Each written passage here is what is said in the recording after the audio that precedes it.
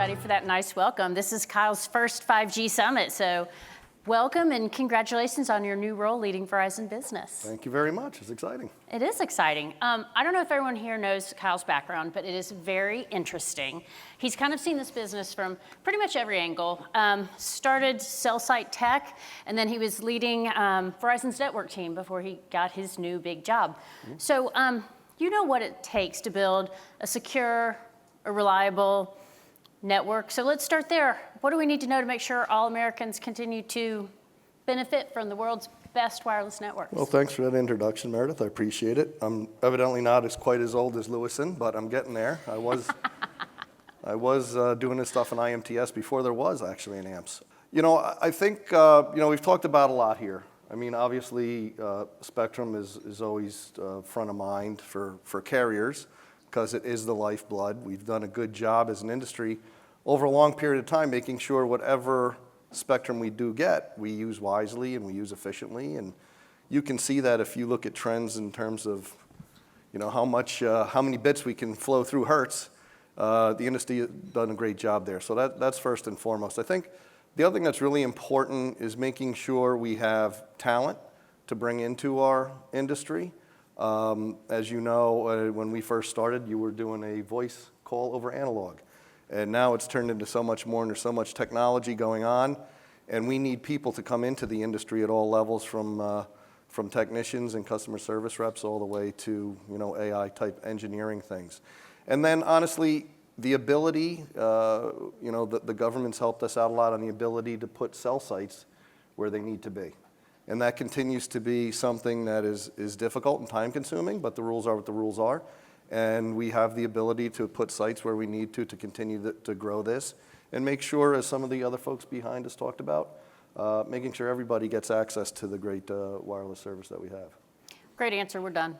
Just kidding. Okay, so you said spectrum was really key to building these mm-hmm. networks, and obviously I'm going to say licensed spectrum, and but you really have helped transition from one generation to the next. You're not old, but you have really seen a bunch of these generations. Really where are we on our 5G journey, and tell us how Verizon is leading that transition? You know, I think that once again it goes back to a lot of great innovation that's occurred. At one point, if you go back years, the idea of using millimeter wave for wireless consumption, would be fine for short point to point, but a lot of smart people worked for a long time to be able to use millimeter wave in a way that now is, in a lot of my markets, it's upwards of 30% of the usage.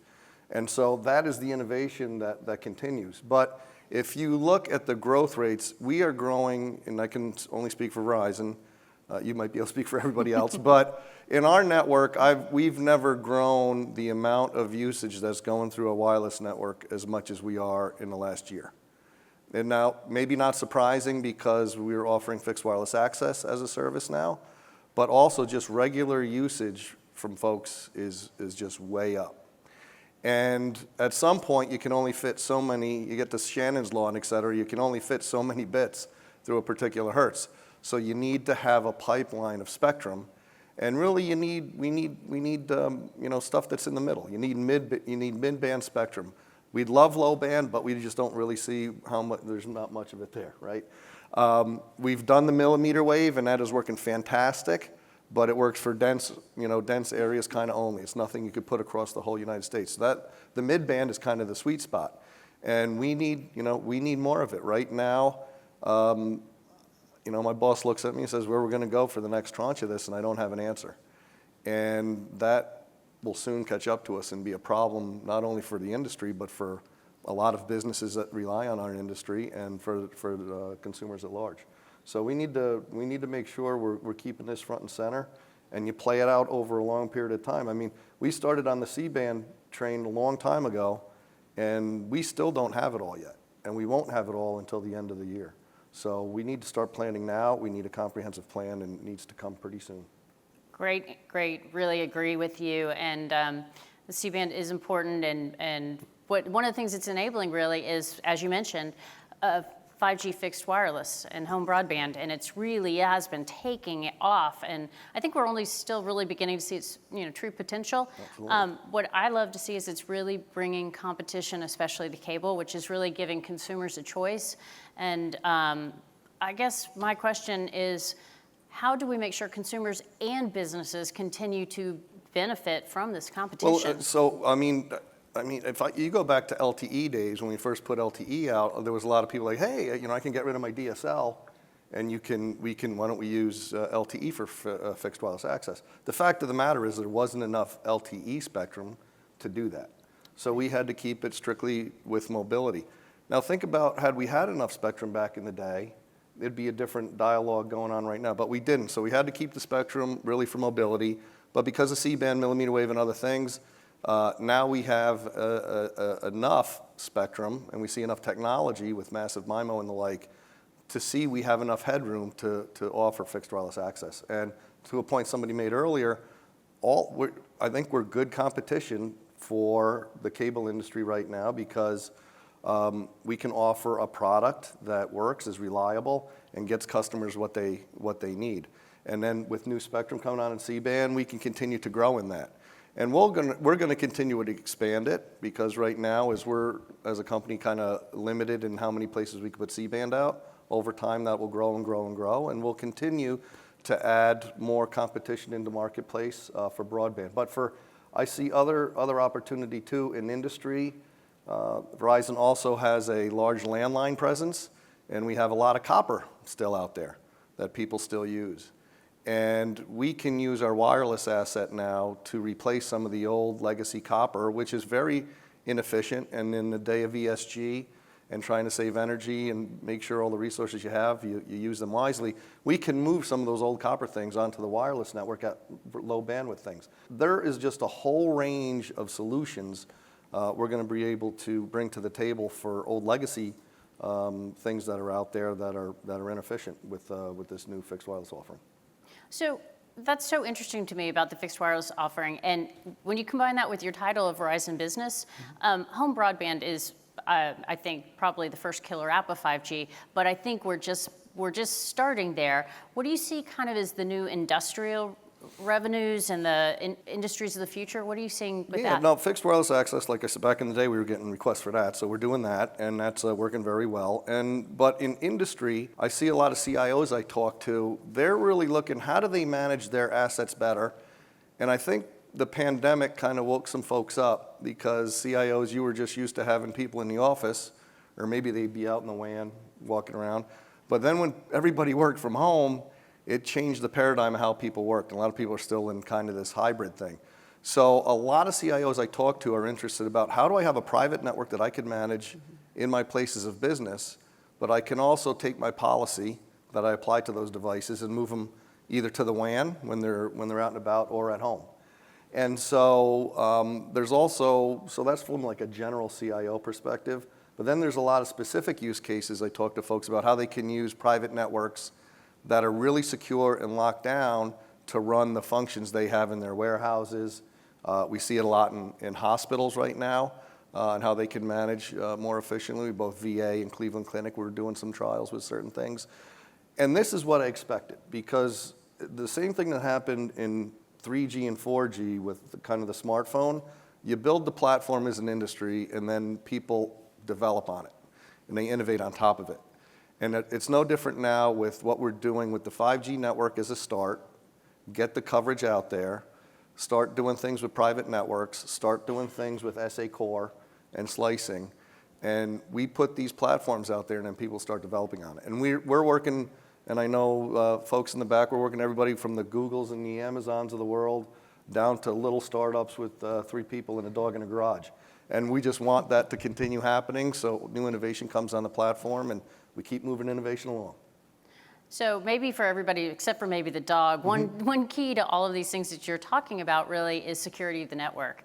So Kyle's on the NSTAC, the President's National Security Telecoms Advisory Committee, which was here this week meeting. So what do you think that policymakers need to know, and what should we be doing to secure our economy and our innovation? Well, I mean, that's a big question. I think when I go around, when you go around town here talking, China seems to be top of mind of everybody. As a large network operator in the world, people are always probing our networks and looking for vulnerabilities, hackers and nation states alike, right? So making sure that we keep our networks as secure as possible and working with others in the industry to ensure they're secure is of utmost importance. And you can go on many different directions there. I think one thing that's interesting, and now it's like the new tech, everybody's talking about the Gen AI stuff and the large language models, and how are networks going to evolve to deal with that kind of new technology? And I think is really, really interesting. And I bet on the United States figuring out how to use these things in a meaningful way, but it doesn't mean China's not trying to do the same things, and they got plenty of people working on technology. And it comes back once again to kind of the spectrum story, because in my mind, I think the people who win on the technology are the practitioners of it. So once you get it out, then it becomes how do people utilize it for the benefit of society?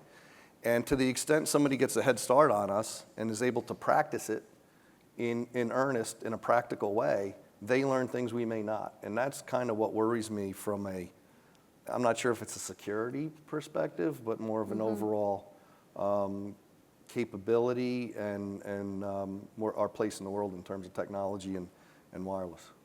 I completely agree with you on everything you just said there. This city is definitely talking about China a lot, as we should, because China is going to have almost 4 times more spectrum than we will by 2027. Right. So I think it's a real problem that they are out there leading in innovation. Well, they have a game plan. I mean, they have a game plan of what they're going to do with spectrum.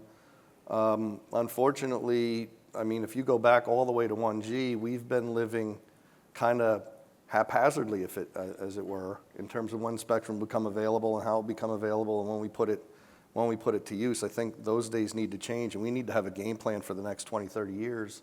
Otherwise, we're going to get left behind, because everybody says it, everybody knows it. It's the fundamental lifeblood of the organization, and without it. How do you feel about our position in 5G? Listen, a lot of people ask me that question. From a technical perspective, I feel great. From innovating on top of it, I feel great. Our speed of deployment, it might be slower than some other countries, but that's just because of the way our country works, and there's nothing wrong with that. You have to go to zoning, you have to get permission.